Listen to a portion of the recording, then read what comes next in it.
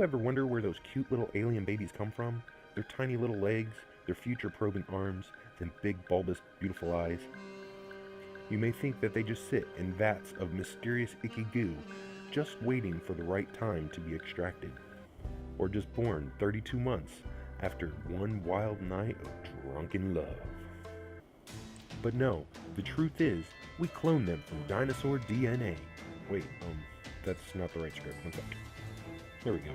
The truth is, they're implanted into the stomachs of humans like little parasites and burst out. Ah, for the love of filament! Oh, they probed me, bro.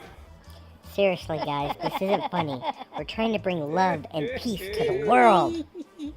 The truth is that they're 3D printed, specifically designed by the makers based on their parents' love. And now, for only the fraction of a cost of having a real baby, you too can adopt your own aliens, bringing home and sharing the love only a baby maker can have. Adopt an alien and get your UFO today for just $29.99 a month. That's just 99 cents a day.